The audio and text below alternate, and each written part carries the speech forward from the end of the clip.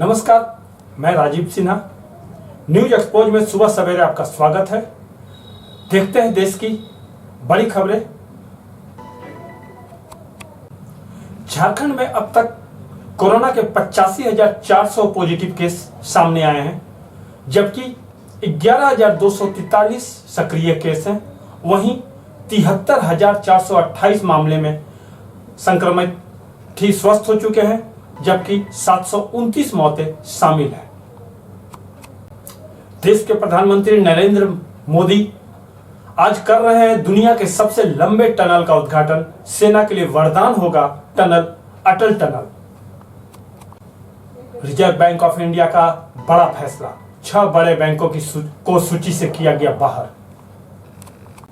और इधर पर्व त्योहार के मौके पर त्योहारी सीजन से पहले मोदी सरकार दे सकती है आम जनता को एक और राहत पैकेज। इधर झारखंड में शुक्रवार की रिपोर्ट के मुताबिक 736 कोरोना पॉजिटिव मरीजों की पुष्टि हुई है, जिसमें रांची से 306, बोकारो से 30, चतरा से 3, देवघर से 23, धनबाद से 25, दुमका से 5, पूर्वी सिंहभूम से 67, गढ़वा से 25, गिरिडीह से 12, गोड्डा से 11, गुमला से 21, हजारीबाग से 34, जामताड़ा से 4, खूंटी से 12, कोडरमा से 13, लातेहार से 17, लोहरदगा से 1, पाकुड़ से 17, पलामू से 11, रामगढ़ से 12, साहेबगंज से 14, सरायकेला से 39, सिमडेगा से 9, पश्चिमी सिंहभूम से 23। जबकि राज्य में कुल आंकड़े 85,400 हैं। वहीं आज कोरोना से 8 मरीजों की मौत की भी सूचना है। इधर वैश्विक महामारी कोरोना को हराकर धनबाद में 24 लोगों को डिस्चार्ज किया गया। इस बाबत उपायुक्त उमाशंकर सिंह ने बताया कि क्षेत्रीय रेलवे प्रशिक्षण संस्थान भूली से 24 संक्रमितों को स्वस्थ होने के बाद डिस्चार्ज किया गया। सभी लोगों को हेल्थ किट प्रदान कर सम्मान के साथ उन्हें 14 दिन के होम क्वारंटीन में घर भेजा गया है। रिजर्व बैंक ऑफ इंडिया का बड़ा फैसला, जिसमें भारतीय रिजर्व बैंक ने एक बड़ा कदम उठाते हुए 6 बैंकों को अपनी सूची से बाहर करने का फैसला किया है। आरबीआई ने ओरिएंटल बैंक ऑफ कॉमर्स और इलाहाबाद बैंक समेत 6 सरकारी बैंकों के नाम को आरबीआई अधिनियम की दूसरी अनुसूची से बाहर कर दिया है। रिजर्व बैंक ने एक अधिसूचना जारी कर यह जानकारी दी है। यह 6 bank syndicate bank, oriental bank of commerce, United bank of India, Andhra bank, corporation bank और इलाहाबाद बैंक है। ओबीसी और यूनाइटेड बैंक ऑफ इंडिया का Punjab national bank, Canara bank का सिंडिकेट बैंक और आंध्र प्रदेश और कॉर्पोरेशन बैंक का यूनियन बैंक ऑफ इंडिया में और इलाहाबाद बैंक का इंडियन बैंक में विलय हुआ है। इन विलयों के बाद अब देश में 7 बड़े तथा 5 छोटे सरकारी बैंक हैं। साल 2017 में देश में 27 सरकारी बैंक थे, जो अब कम होकर 12 रह गए। दरअसल इन सभी बैंकों का विलय हो चुका है। यही वजह है कि आरबीआई ने सूची से इन्हें बाहर कर दिया है। आपको बता दें कि भारतीय रिजर्व बैंक अधिनियम की दूसरी अनुसूची में शामिल बैंक को अनुसूचित वाणिज्यिक बैंक के रूप में जाना जाता है। इधर केंद्र शासित प्रदेश लद्दाख में एलएसी पर भारत चीन के बीच तनाव खत्म होने का नाम नहीं ले रहा। आने वाले सर्दी में अब भारतीय सेना -50 डिग्री से नीचे की तापमान पर एलएसी पर चीन के साथ लोहा लेने को तैयार है।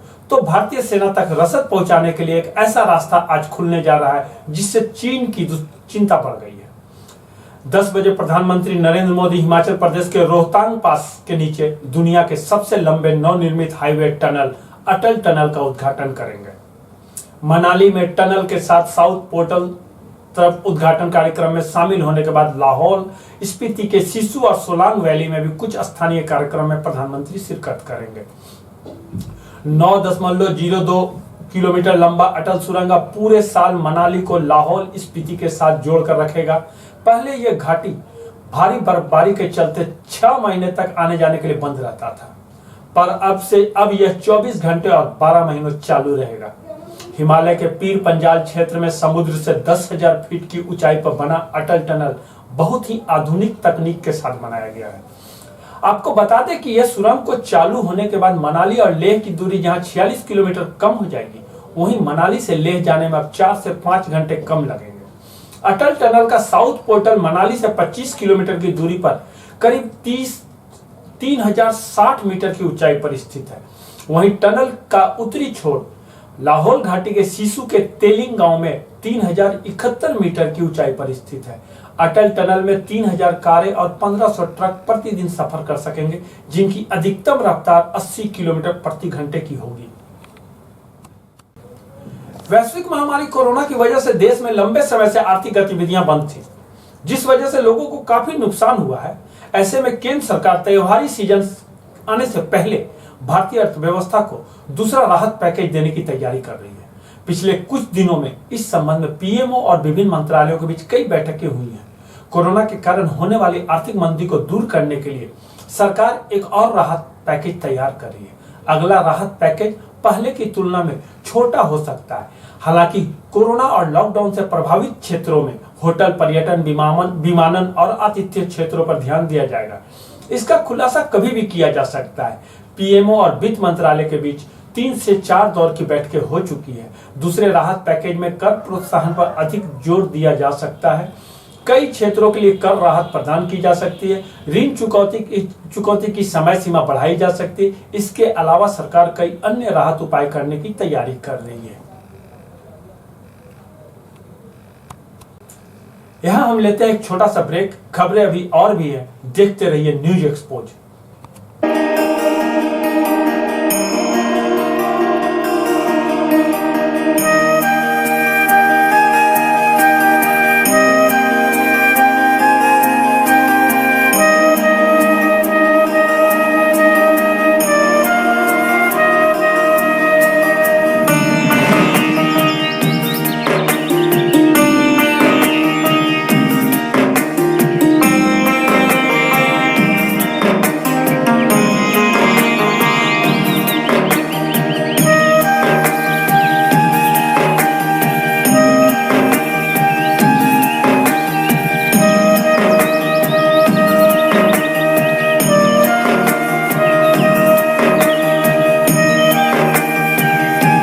ब्रेक के बाद आपका स्वागत है। खबरें विस्तार से। इधर झारखंड के मुख्यमंत्री Hemant Soren carbon Jharkhand T20 cricket tournament के फाइनल मैच के पुरस्कार वितरण समारोह में बतौर मुख्य अतिथि शामिल हुए। दुमका डेयर डेविल्स और बोकारो ब्लास्टर्स के बीच खेले गए फाइनल मैच में बोकारो ब्लास्टर्स विनर बना था।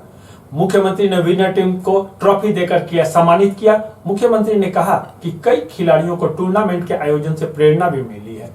संक्रमण के दौर में भी अंडर 17 फीफा वर्ल्ड कप 2021 की तैयारी भी महिला फुटबॉल खिलाड़ी अपने राज्य में कर रही है। उनकी तैयारी झारखंड में हो, यह सरकार ने तय किया था, ताकि संक्रमण के दौर में उन्हें किसी तरह की बाधा का सामना न करना पड़े। सरकार धीरे धीरे चीजों को सामान्य दिशा में ले जाने का प्रयास कर रही है। हमें सतर्कता और सावधानी के साथ रहते हुए इस संक्रमण के दौर से सुरक्षित निकल जाना है।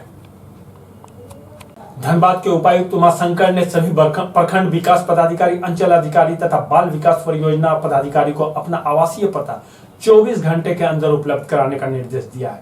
उपायुक्त ने कहा है कि सरकार के निर्देशानुसार क्षेत्रीय पदाधिकारियों को अपने अपने प्रखंड मुख्यालय में निवास स्थान रखना आवश्यक है, जिससे विधि व्यवस्था एवं अपने विभागीय कार्यों का संपादन प्रभावी रूप से किया जा सके। साथ ही आम जनों को भी अपने कार्यों के लिए अनावश्यक रूप से परेशानी नहीं उठानी पड़े। जामताड़ा पुलिस को एक बड़ी कामयाबी मिली है। पुलिस अधीक्षक दीपक कुमार के सिन्हा के निर्देशानुसार साइबर डीएसपी सुमित कुमार के नेतृत्व में एक टीम ने कर्माटाड़ा थाना अंतर्गत कुरुआ से छापामारी कर 6 साइबर अपराधियों को गिरफ्तार किया है। साइबर अपराध में प्रयुक्त 13 फोन, 19 सिम, 3 एटीएम, 8 पासबुक और 2 वाहन जब्त किया गया, जबकि गिरफ्तार अपराधियों को जेल भेज दिया गया है। देवघर पुलिस को भी साइबर अपराधियों के खिलाफ एक बड़ी कामयाबी मिली है। पुलिस उपाधीक्षक तथा अनुमंडल पुलिस पदाधिकारी सारठ के नेतृत्व में चित्रा और सारवा थाना क्षेत्र में छापेमारी कर साइबर अपराध करने वाले 13 अपराधियों को गिरफ्तार किया गया है, जिनके पास से 37 मोबाइल, 58 सिम, 14 एटीएम, 1 दुपहिया वाहन, 2 चेकबुक और 8 पासबुक बरामद किया गया। सभी अपराधियों को मंडल कारा भेज दिया गया है। गोड्डा में 30 सितंबर को रौतारा चौक से आगे कझिया नदी पुल के पास सैलून में डबल मर्डर कांड मामले में मृतक के पिता के बयान पर एसडीपीओ गोड्डा के नेतृत्व में हत्याकांड में संलिप्त 2 मुख्य अभियुक्तों को गिरफ्तार कर लिया गया है, जबकि अन्य की तलाश जारी है। कांड में प्रयुक्त ब्लू रंग का बाइक भी जब्त कर लिया गया है। इधर धनबाद के जिला विकास एवं सामाजिक सुरक्षा विभाग के झारखंड महिला विकास समिति द्वारा संचालित तेजस्विनी परियोजना द्वारा जिले में 927 क्लबों में तेजस्विनी सैनिटरी पैड बैंक की स्थापना और 1072 क्लब में पुस्तकालय की स्थापना की गई। सैनिटरी पैड बैंक से क्लबों से जुड़े 73,000 किशोरियों एवं युवतियां लाभान्वित होंगी। इस अवसर पर 14 से 24 वर्ष आयु के किशोरियों एवं युवतियों को स्वच्छता की ओर इंगित करते हुए सैनिटरी पैड उपयोग करने की सलाह दी गई है। अभी के लिए बस इतना ही। बने रहिए www.newexport.com के साथ। आपका आज का दिन शुभ हो, इसी शुभकामना के साथ अपने दर्शकों से अभी विदा लेते हैं।